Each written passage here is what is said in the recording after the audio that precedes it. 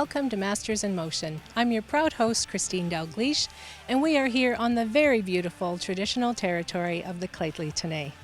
Masters in Motion is all about seniors in sport. We'll meet those who are striving for their peak performance, while others are simply passionate about what they do. And right now, we're going to show you how it's done. We are here at the UNBC Greenway Trail with an ultra marathoner, if you can believe that, and this is Larry Malmgren. Did Correct. I get it right, Yes, Larry? yeah, that's it, Larry Malmgren, yeah. Wonderful.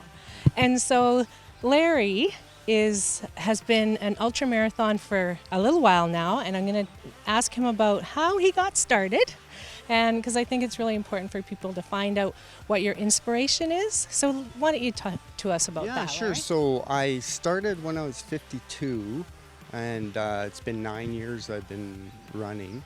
And so I was working at the gym and on the treadmill, and I discovered that I liked it. So I ended up setting a goal of running a 5K in 27 minutes. And so that got me started running on the roads, and then I graduated to a 10-mile run. And for some reason, that 10-mile run, 16 kilometers, was this.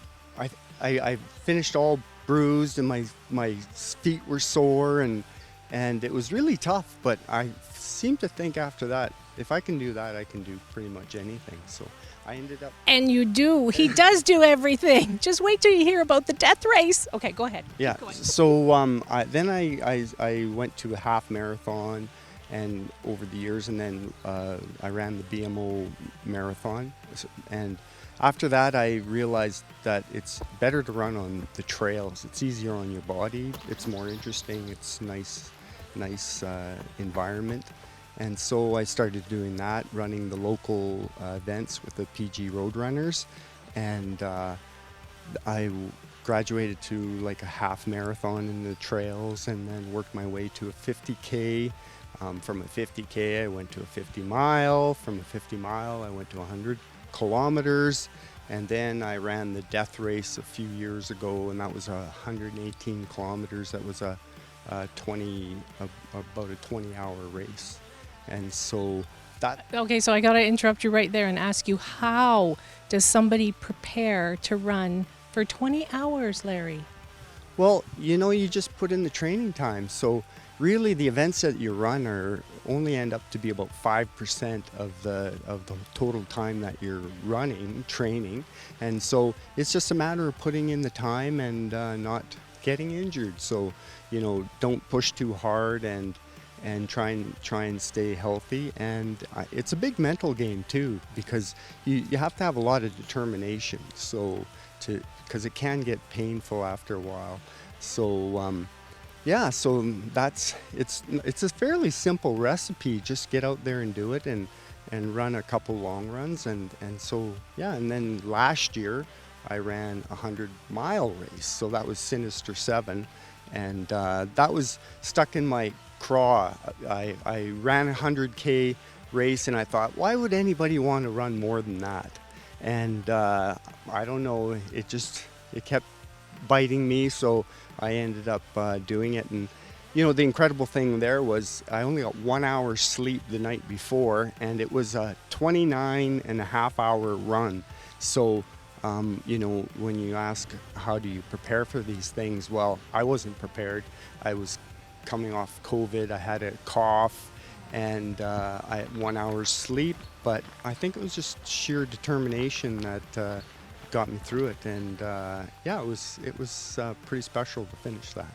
Absolutely, and it's such an incredible thing. And so in your background, like as a child, were you athletic then, and then you discovered running? Well, no, I've never been really involved in sports, and so I was going to the gym fairly regular and doing weightlifting, and so from there though I didn't really run much at all, but like I say, I developed a preference to that, and then I thought, well, if I drop some weight I'll be able to run faster, so I dropped 10 pounds, and then that helped, and so later on I dropped another 10 pounds, and I think I'm at a pretty good pretty good condition right now. So not so much of a background. And I think part of the beauty is that if you didn't do a lot of running in sports, through your body is maybe not as beat up and worn down.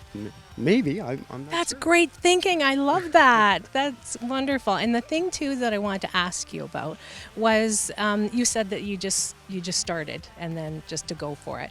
But is there to prepare for something like, let's tell our viewers that Larry is doing a 118-kilometer death race. It's the Canadian Death Race. It's in Alberta in August. And you're an amazing athlete. We know that.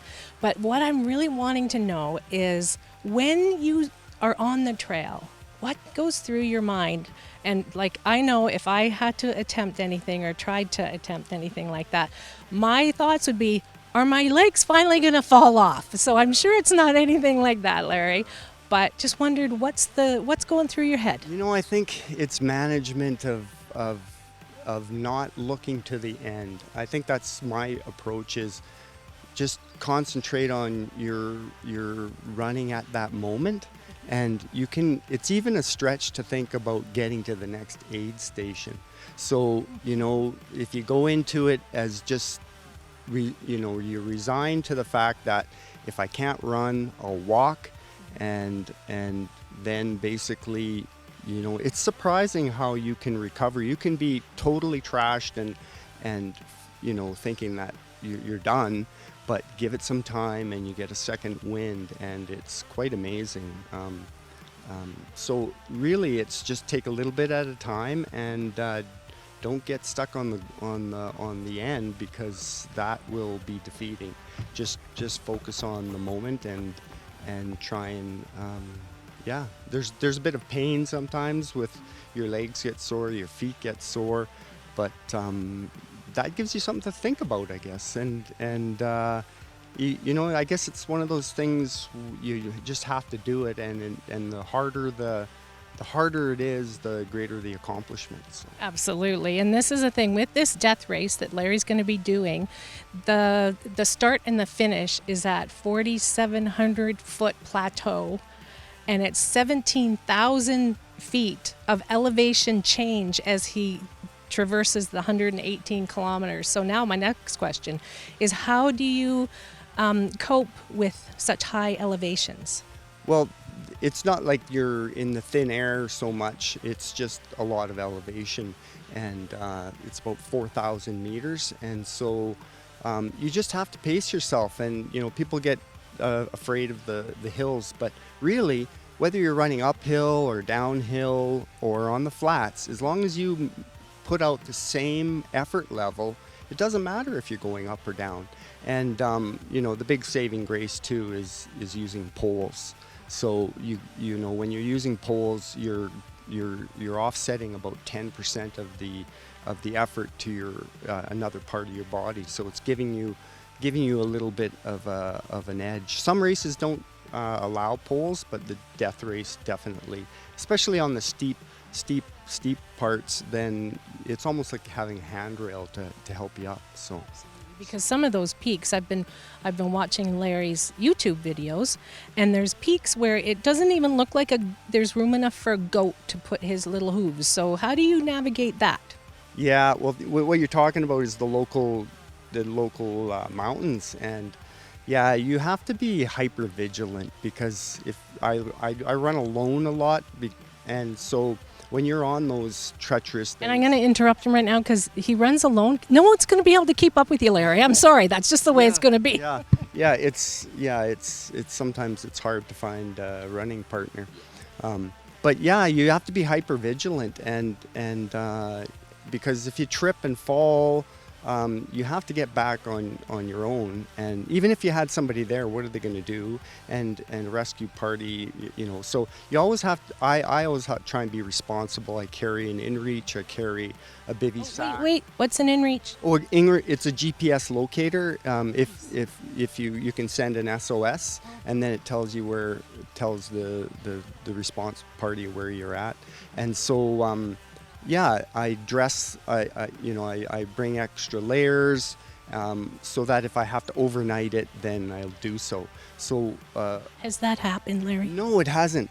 But I 2 years ago I did the Brazil Loop, and that was 80-kilometer run.